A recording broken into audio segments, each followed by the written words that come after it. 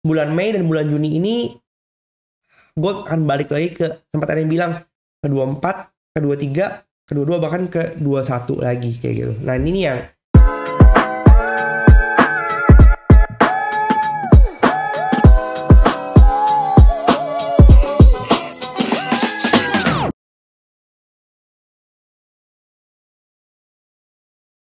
Hai guys, balik lagi sama gue William Sudana, dan hari ini kita akan bahas perjalanan XAUUSD untuk seminggu ke depan. Nah, kalau kalian nonton video gue yang ada berapa ini ya, nggak banyak video sih belakangan ini. Kemarin bikin hari minggu lalu, kemudian bikin hari apa ya?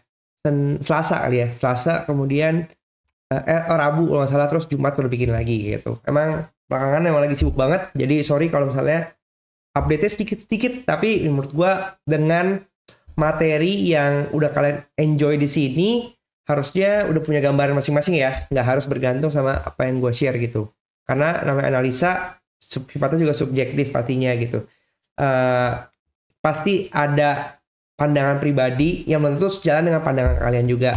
Jadi kalau kalian pengen belajar jadi trader mandiri, kalian bisa mampir ke member only video sini, klik aja. Di sini ada klik join video, kemudian eksklusif konten. Kalian bisa nikmatin semua konten-konten yang ada di sini yang bisa membantu kalian membangun pandangan sendiri untuk jadi trader yang mandiri kayak gitu. Dan pastinya juga menjaga diri dari semua kefomoan-fomoan grup-grup di luar sana yang mengajak kalian untuk melakukan hal yang tidak benar. You know what I mean lah ya. Oke, langsung aja kita bahas ke chartnya.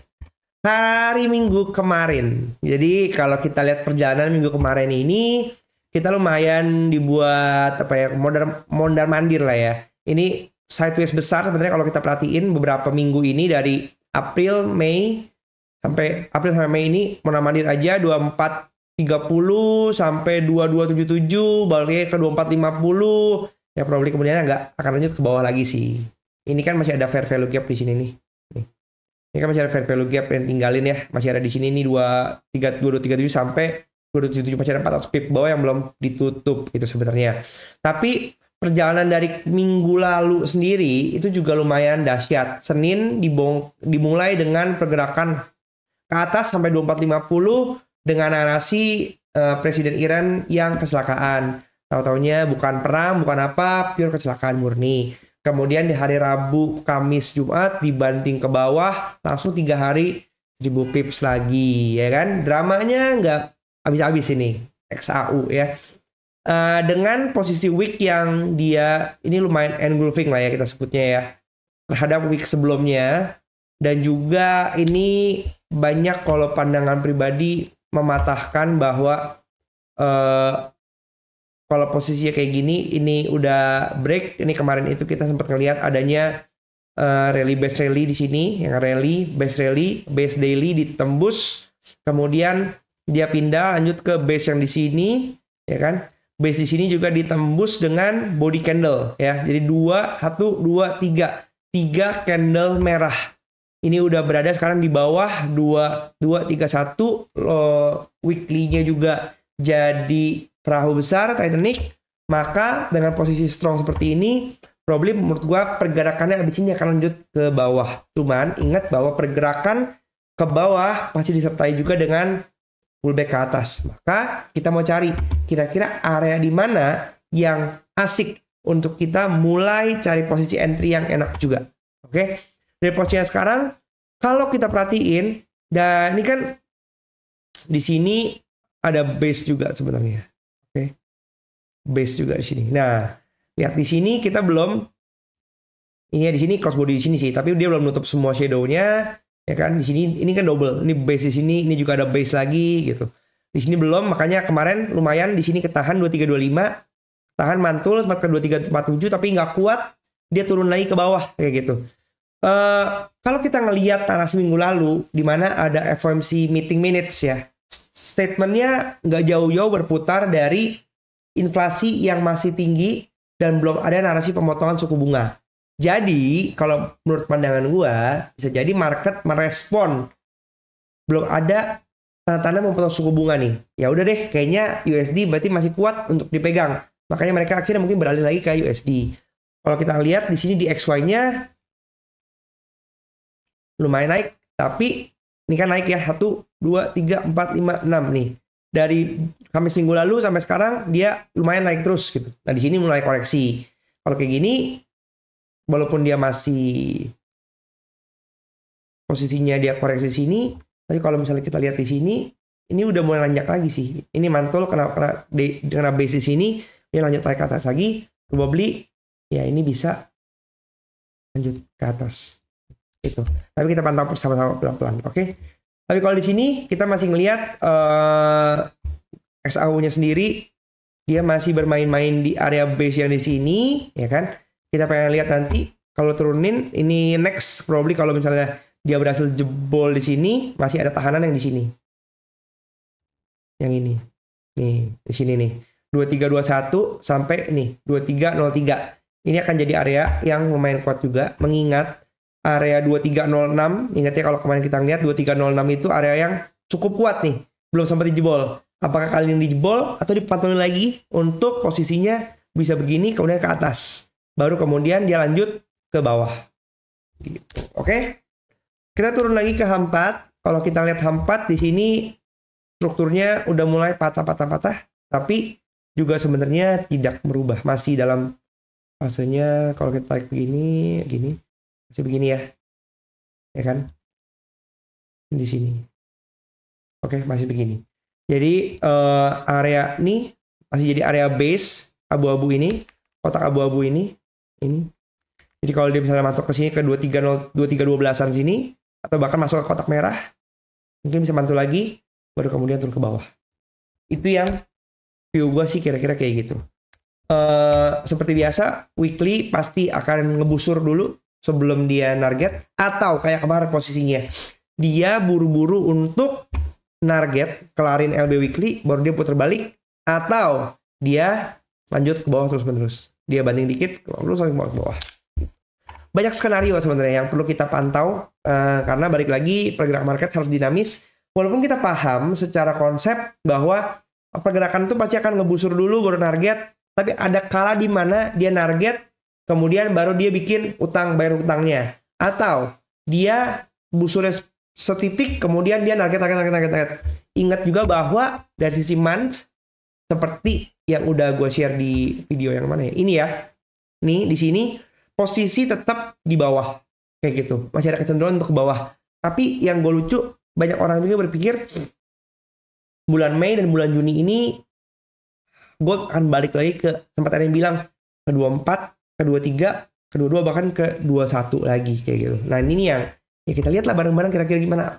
Apakah dengan narasi pemotongan suku bunga yang belum ada juntrungannya bahkan sampai September, ini akan membawa gold kembali ke bumi lagi setelah jalan-jalan ke Uranus. Oke, lanjut lagi di sini. Ini tadi kita masih bisa pakai area 2316, 2309 seperti biasa. Masih jadi area base yang belum, kemarin masih cukup sakral dan kuat sebagai pertahanan ya. Kemudian untuk H1-nya sendiri, H1-nya ini kita ngeliat masih strukturnya dia ada patah di sini. Di sini ada bos. Kemudian di sini juga patah lagi. Ya. Di sini juga patah lagi. Gitu. Jadi 2 kali bos beres di sini.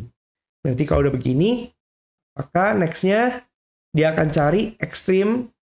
Kalau misalnya di sini saya tarik sini, berarti apakah dia makan ke 2387, 2402 atau 2413, ya kan? Ini kan juga area neckline lagi. Bahkan kalau misalnya kita perhatiin, ini ada potensi dia head and shoulder atau QM ya mungkin sebutnya ya. Kayak begini. Jadi yang perlu kita pantau kalau misalnya kita turunin lagi balik ke D1, kalau menurut saya berarti area di sini. 2369 ini kembali rally, kan ini rally, base rally, dia patahin, berarti previous base ini bisa menjadi area resisten kita, ya kan? Di sini juga sama, karena di sini juga merupakan area base sebelumnya, ya kan? Gitu. Maka nanti kita lihat kalau misalnya ada pantulan-pantulan kecil di sini, bisa kita mungkin sell. Atau kalau enggak, ya next dia akan lanjut ke 2404 ke sini lagi, retest lagi area di sini. Area di sini. Oke. Untuk minggu depan kita lihat, ini minggu lalu videonya gue salah ngambil economic calendar ya. Data ini yang gua ambil minggu lalu itu adalah buat minggu ini nih gitu. Karena GDP-nya nih 30 Mei, oke?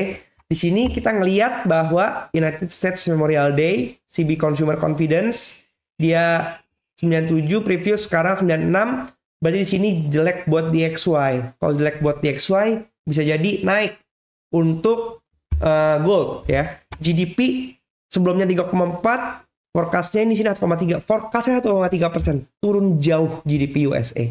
Jadi kalau GDP-nya jelek, ada potensi gold naik.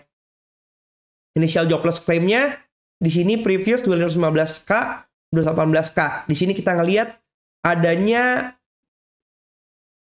kenaikan 3.000 yang nganggur. Juga berarti nggak bagus untuk US dollar. Adanya potensi kenaikan untuk gold. Oke. Kemudian di sini ada Friday-nya, Core PCE dan Chicago PMI. Juga di sini PM Production Manufacturing Index ya. Di sini sih naik ya. Artinya bagus buat DXY.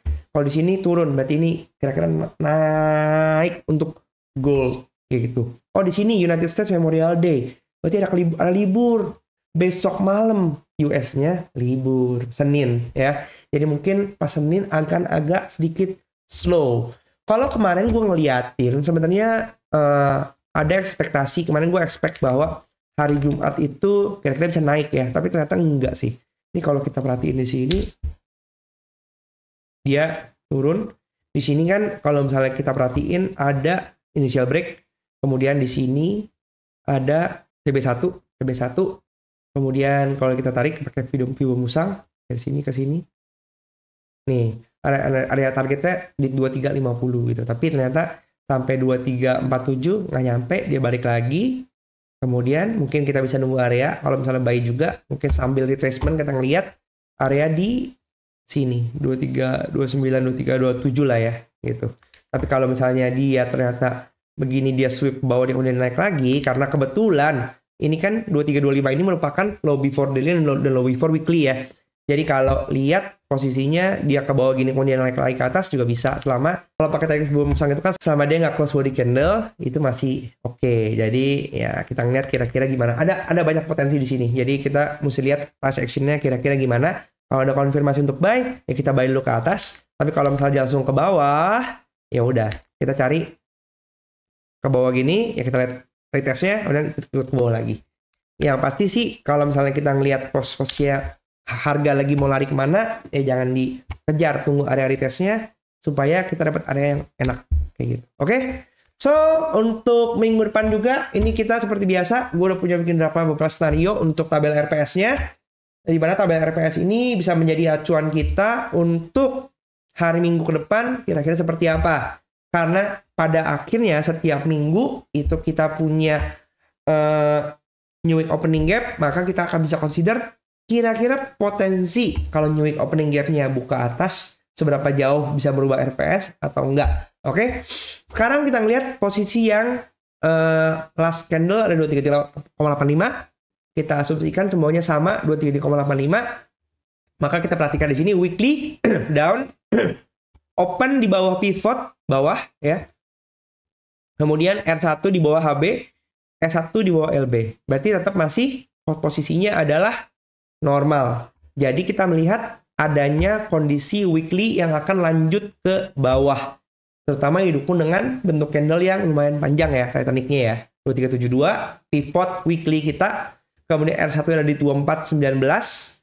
Maka kemudian dari sisi sini kita bisa lihat bahwa area 2419 tadi itu kita udah memperkirakan kalau di sini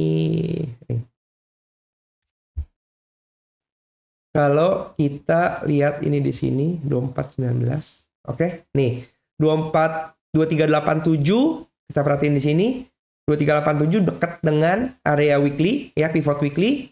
Kemudian 2402, 2413, 2423. Ini udah masuk area premiumnya. Ya, area premium untuk pullback re-entry sell H1. Oke. Nah, di sini cocok berarti. Ada 2419 ada areanya paling enggak.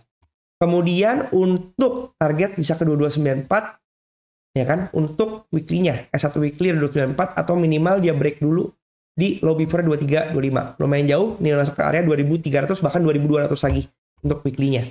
Oke. 2294 itu kebetulan adalah pivot monthly lagi ya. Nih cocok nih, pivot monthly lagi. Jadi ada confluence nih. Mungkin aja dikejar ke bawah. Wow. Dan kebetulan kalau kita lihat juga R2 weekly-nya sejalan dengan R2 monthly 2497. Artinya apa? Kalau misalnya weekly-nya gagal untuk lanjut ke bawah atau dia break high before 2450, maka kita bisa expect adanya pergerakan ke 2500 gitu. Oke, 2500. Ya kita perhatiin juga daily ya, daily ketika open up bawah. Ada indikasi daily yang up akan anomali down dengan posisi yang sekarang. Kalau bukanya seperti ini, open di bawah pivot ya. Ingat, open di bawah, artinya kecenderungan untuk anomali down-nya besar. Artinya kalau anomali down-nya besar, maka dia akan break low before-nya 2325 ke 2320.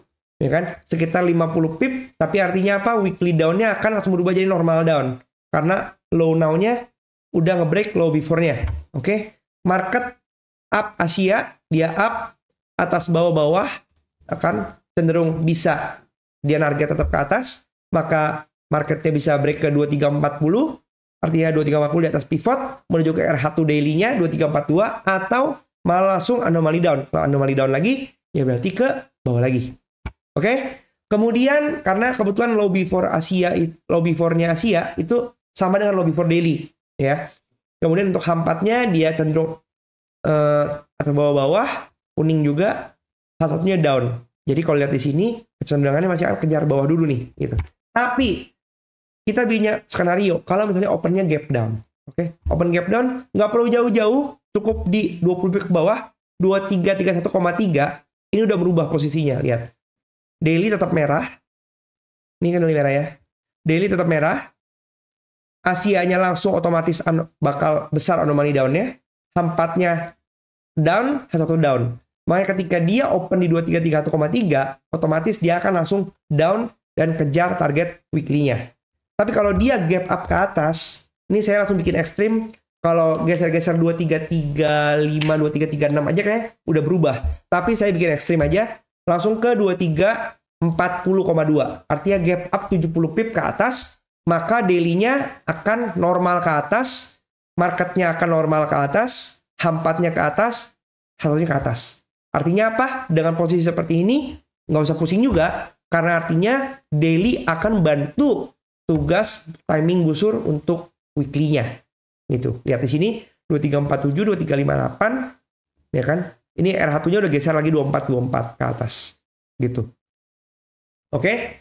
Segitu kalau misalnya dari sisi RPS, jadi kita bisa perkirakan beberapa skenario yang bisa membantu analisa kita untuk ke depannya. Oke? Dan buat kalian yang pengen belajar lebih dalam lagi, tadi gue udah sempat singgung di awal, member only videos di sini ada, kalian bisa tonton barusan penjelasan gue kenapa RPS kayak gitu, kenapa bikin standar kayak gitu, gimana cara baca tabelnya, ini ada di sini semua. Klik aja join di sini, eksklusif konten level 2. 40.000 doang per bulan, kalian bisa nikmati eksklusif konten yang udah gue buat ini. Dan kalau kalian juga pengen mencari broker-broker yang gue pakai, kalian bisa cek video description di bawah. Karena seluruh broker yang gue pakai, referralnya itu udah gue tulis di situ. Kalian bisa coba.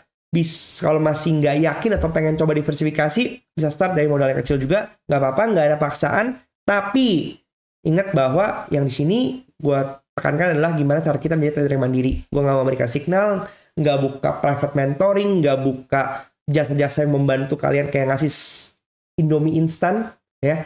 Tapi gue membantu kalian untuk bisa punya pola pikir dan punya pendirian. Jadi trader itu adalah sesuatu hal yang risky, penuh resiko.